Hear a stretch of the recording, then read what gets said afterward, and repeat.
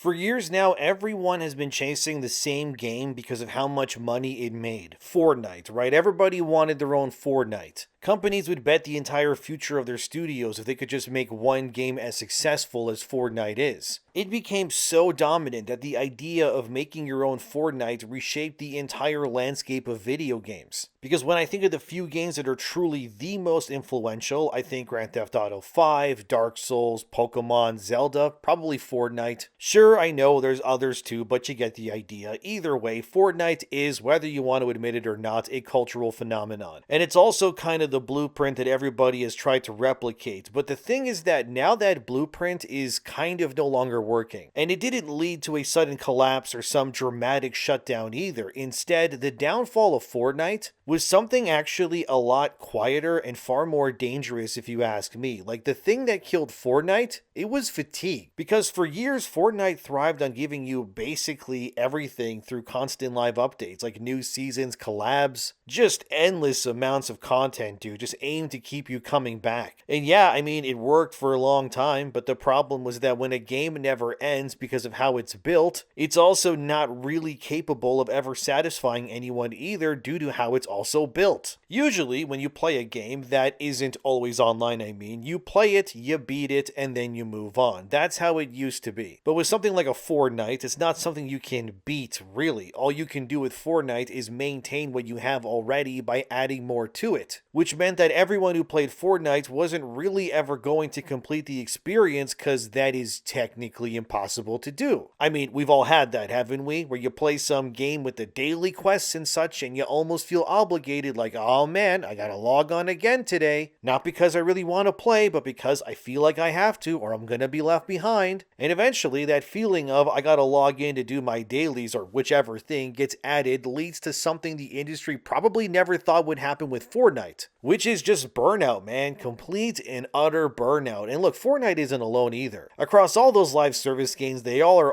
to like some degree showing the same symptoms no matter what they do. We got declining engagement, communities that are shrinking, and these content pipelines that are just struggling to keep up with the expectations. But that's kind of the problem, isn't it? It's that the live service model, your Fortnites, your Marvel rivals, they don't just demand your attention if you play them. Instead, they want to consume it. It requires you to commit long term, right? You got to invest the time and the energy and a lot of money usually too if you want those shiny new skins. And the systems are constantly changing. Sure, people will accept it at first, but what we're seeing now is that players are definitely pushing back. I feel it even when I play Marvel Rivals. Like, really? Even more new skins? How are these skins even considered content even? They really aren't, are they? Like, objectively, actual content that matters would be like a new map, new game modes, new abilities or team ups and things that you can do in that game, for example. But if you ask me, stuff like skins, and this applies to Fortnite too, are often just seen as content, but it's content you need to pay an arm and a leg for usually. Because why does a Batman outfit in Fortnite cost close to $20 when it releases, and even more that if you want the stupid pickaxe and whatever else is like, it's just ridiculous, dude. No matter how many skins you add to a game or how many crossovers you might have, even no matter how much content you release, really, you can't hide the fundamental problem at the heart of this. Because a system designed to last forever, it's going to struggle always to feel meaningful at any given moment. And that's the reality that everybody in games is being forced to confront. But this golden goose, right, this Fortnite that everybody wants, it's starting to choke on its own slop, as GameIndustry.biz said here. It turns out Fortnite isn't the forever game after all, which is becoming more and more clear as time passes on, that's for sure. Wilder still is, as seen here, they confirmed that about 20% of Fortnite's overall staff that worked on the game are gone now officially. So we're talking hundreds of developers vanishing from Epic Games salaries like in an instant. That's crazy. They also confirm, as seen here, that Fortnite's player engagement went down a staggering 30%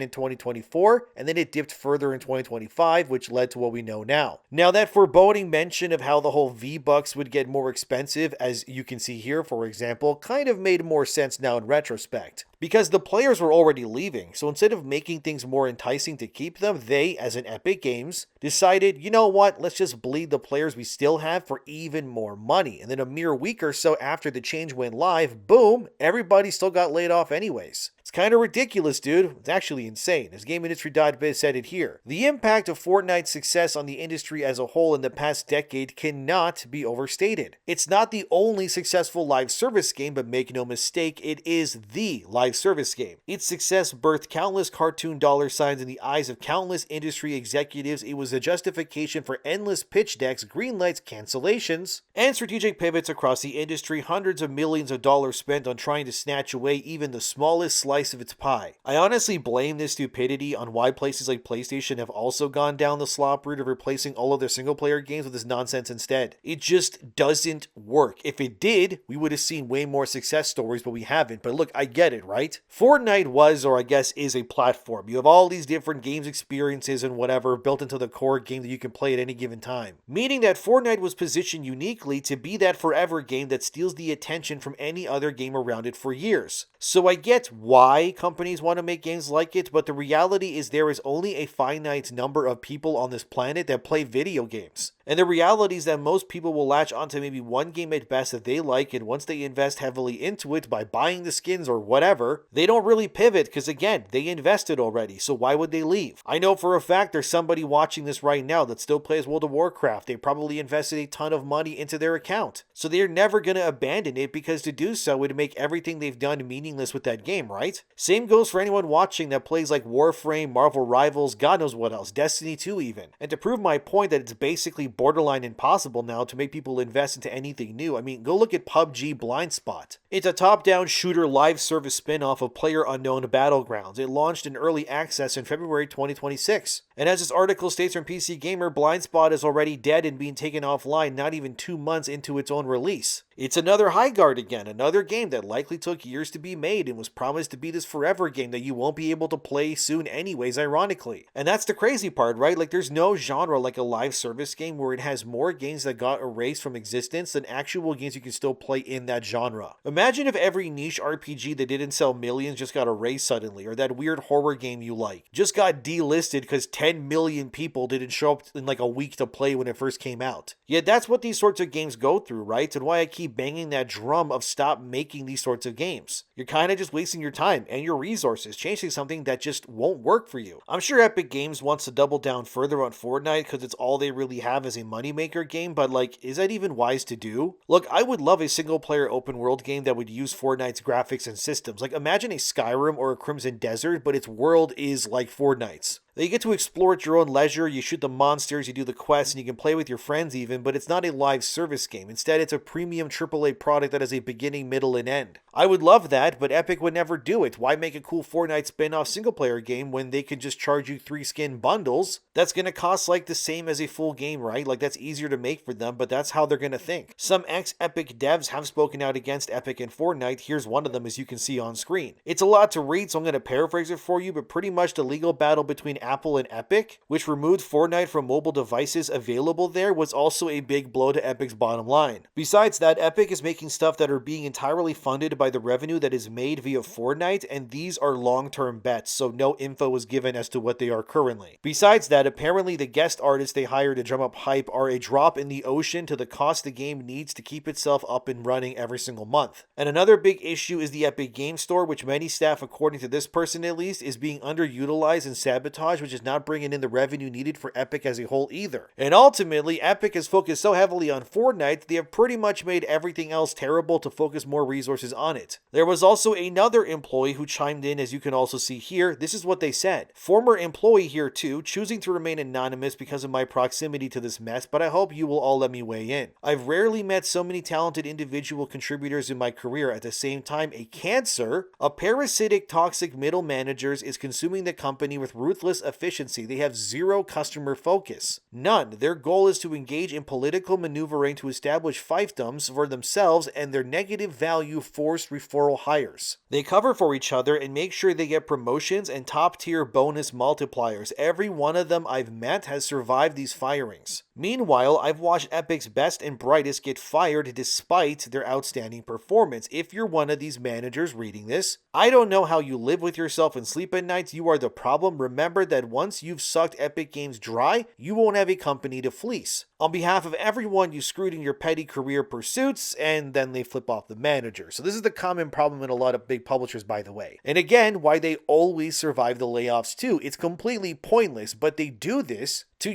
keep their bonuses and their wallets really fat at the expense of the real people who actually make the money. Evan, for example, who notoriously was laid off by Epic, who basically kept Fortnite running, has also confirmed, as you can see here, that he's already landed a job on a future game, but can't say which, but that's good to see. And then people found this Evan Kinney guy's resume, and the stuff that he's done for Epic, and like Fortnite and all of that, is honestly just insane. So Evan was in charge of and created the system, the game code, and the backends that powered all of Fortnite's live events for the past 9 years. Stuff like the finale with Juice WRLD, which saw 14.3 million players witnessing it, was actually led by Evan, according to his own resume. He also helped connect all dedicated servers worldwide for Fortnite, managed Unreal Engine between them with sub-second latency, this is what it says, and used the same practices to power the Showdown and Rivalry system in Chapter 7 Season 2. He also created the gameplay features that allowed the Prelude to exist, which is when Fortnite's world merged in real time with Times Square to synchronize with a live concert. He also led all game engineering for every Fortnite tournament World Cup, and he worked and created new engines that were made to track all game stats from gameplay and engine code too. And look, I could keep going, it's a lot more, but the point is that Epic fired this guy. Yet again, those middle managers are still working there who do absolutely nothing but sit in their offices demanding that others make them look good. You see what I mean? It's just rot, man. Like complete and utter rot from top to bottom. And instead of fixing anything, they just remove the actual good parts of the equation instead and hope that it's enough, which makes no sense to me. I'm sure that Epic is going to pivot to more AI, which will have varying effects depending on who you ask as well. But if the solution to create burnout is just more automation, I guess, I don't really see how that fixes anything. It still means that something like a Fortnite will become too system driven or repetitive anyways. And it will likely still be focused more on retention than, I don't know, the player experience. I just don't think automating systems will really fix the problem. If anything, they're just going to amplify it. Sure, I guess if Epic's big grand plan is to replace their talented workers with robots, you could get more content faster, maybe cheaper even, because you don't have to pay them, obviously they're robots. But it's not going to be like new things, right? It's going to be hollow and based on things that have already been made, remixes if you will. So new things can't really be made without those people that made those things still working there. And there were some other reports that I was reading that said that it's up to actually 25% of Fortnite's workers that are gone and not 20, which is even worse. I can't confirm that, but there you go. And that's another risk, right, that the industry is likely going to take now by replacing one unsustainable model, like let's be honest, with another one instead. And instead of figuring out why players are going to be disengaging with their Fortnite game, they instead just are going to be worrying about maintaining the output despite what's going on. It's like all they care about is how do we keep this machine running even if the audience is just walking away. Like it all has a time limit if you ask me. People aren't really looking for infinite content, right? They just kind of want meaningful experiences instead. Something with real purpose and direction. Something that feels like it's actually worth their time. And that's why what Fortnite is doing, and by proxy everybody who wants to be like them, is failing to understand. Because let me put it this way, okay, as bluntly as I can, when everything is designed to continue indefinitely like how Fortnite has been designed, it means ultimately that nothing truly ever matters that happens in it. Because at that point, it's just content for content's sake. It's not saying anything, challenging you, or trying to make you feel something. It's just, look, it's a new mini battle pass that you can now buy, I guess, so you can play as Bruno Mars or whoever else. Is that cool? I guess, but it doesn't fix the game really. You're just adding a bandage on a clearly gaping wound and hoping that we don't notice it. So when I look at a Fortnite, I see a big warning sign, guys. Like that even like the biggest players in the game, they aren't immune to fatigue or apathy. And if a giant like a Fortnite can lose their grip, like what does that say about everything that is clearly built in its image? And that's really what worries me, honestly, because the industry didn't just follow Fortnite either. They wanted and betted everything they had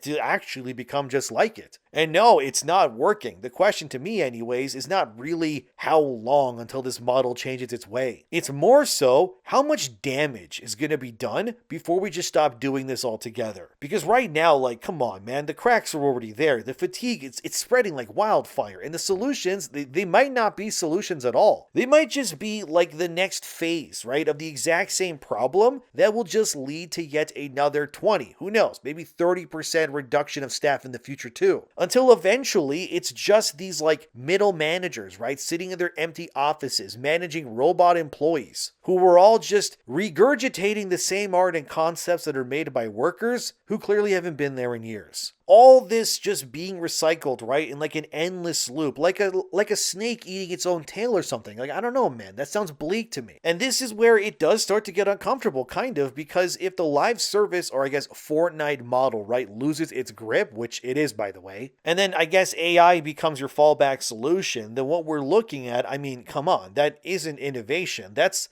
substitution, isn't it? You're just substituting creativity with like efficiency or like passion, even with like pipelines instead. And that's what I think Epic has forgotten due to how absorbed they become trying to keep this monster alive. They've kind of forgot what made Fortnite explode in the first place to popularity. It wasn't the updates or the collabs. It was like real novelty, right? The sense that something genuinely new was happening right now. But the thing is that this feeling, it can't be manufactured on some schedule or even automated, and it definitely can't be sustained forever. And yet, that's exactly what everybody is still trying to do. It's like they know it can't last forever, but they're just doing it anyways, which is why all of what we're seeing just kind of feels inevitable to me. And it's why you're seeing millions of players, right, leaving these sorts of games for the single player ones instead. They're moving away from the systems and kind of going back towards what I can only call real experiences again. That's why you're seeing the Resident Evils and the Crimson Deserts doing what they're doing. They're not games built for endless revenue or constant attention. They have a beginning, a middle, and an end. Well, in Crimson Desert's case, it's going to take you a long time to see the end, but you get the idea. People want games that don't hook them in with like daily challenges or drip-fed story like a Destiny 2. They just want games that respect them and give them an experience, but the industry has clearly forgotten that. And what they really don't understand is that by letting players go, by letting them finish something, right, and like move on, it actually, what oftentimes does, is it brings them back. Because when an experience actually feels complete to you, when it really respects your time and commitment, right, it creates something far more valuable than like any metric could tell you. Something that no live service AI bot could make for you, which is trust. Real human trust. And when you make every game to not be an experience, but essentially just something that constantly tells you, you're falling behind, grind that battle pass, buy the mini, you have to play as Bruno Mars, guys, come on. People are gonna get tired of that stuff, and then they're gonna leave, which, yeah, they're doing, because more content doesn't always mean equal value, okay? Because, sure, you can scale this all you want. If the foundation isn't there, and the core experience doesn't hold up, then all you're really doing is scaling that problem even further. And people want games that are more human. That's really the point. They don't want more of what these people think is the future, right? That they're trying to force even. And with whatever the next phase of games becomes, like the only question that really matters is if the people in charge learn from what came before, or if they're gonna just repeat the same mistakes at a bigger scale. So Fortnite dying, it might be the best thing for the industry right now for some, I guess, but it still has a human cost. And there's another layer to all of this, right? The human cost. Behind all of this decline, there's developers and teams that are being let go. Entire studios trying to keep up with a model that was never designed to last in the first place. Honestly, due to Fortnite's success, what it really created was, yes, opportunity, but also pressure. I honestly kind of hate what Fortnite has done to the games industry, if I'm being real with you. you. Almost every time I watch some game showcase and I see another multiplayer game or some 4-player co-op live in our world thing, I just roll my eyes, man. It's just so constant and demanding, like this stuff is never going to end. I'm convinced that even if Fortnite were to die and go offline, that nobody would learn anything from its failure, because they would all be too busy and invested in just trying to fill the space that it left wide open instead. It wouldn't matter if they too eventually fell like Fortnite did, they just need to become like Fortnite. That is their goal. This is why you see so much restructuring and downsizing in games too, because there was never enough room for 100 Fortnites, probably not even like 5 of them. There just isn't enough player attention to sustain this. Like, time is finite, as we all know, yet the model that the industry has built and they rely on, it requires infinite engagement. Like, where are you going to find that? That's impossible. It's why everything is falling apart. I mean, you feel it too, don't you? It's not just the burnout, but even in how you engage with these sorts of games. No wonder players in general have become more selective with what they play and invest in. I mean, who can blame them? I mean, even I am when I look about playing like longer games. You become more cautious of the time that you spend, more aware of that time, that how it's being used, right? It's why you're seeing so many people no longer jumping day one into any new live service game. Instead, a lot of people are just waiting. They're watching, seeing if the new thing sticks with people or doesn't. And can you really blame them? Because people only want to commit if it means that it's something that actually feels worth it. That doesn't feel like a second job, and that's massive. Like, the industry relied on you guys all being impulse buyers on hype alone, or hoping that the launch momentum that would work, but it doesn't really work anymore, right? Because you've seen the patterns, you experienced the grind, you've all felt the burnout depending on whatever game you play, and I don't blame you for not really wanting to repeat that. And in many ways, the use of AI, maybe they wanted to replace people, but it isn't really a necessary technological evolution, really, if you ask me. In some ways, it's more a response to a system that has failed, right? Like a way to maintain the output without increasing the cost. Well, other kinds of costs, I guess. And sure, they can try to optimize that, whatever. It still doesn't replace what I said, which is real human trust. You can optimize your production. You can streamline how you make things too and get more assets and dialogue and systems, but even then, you can't automate meaning. You can't algorithm your way into some meaningful experience or like generate the kind of moments that players are going to think about and talk about years later. And by the time they even realize what they did was wrong, it may already be too late to go back. But what do you think? Let me know. Thanks for watching. Subscribe if you'd like to, and I'll see you guys in the next one.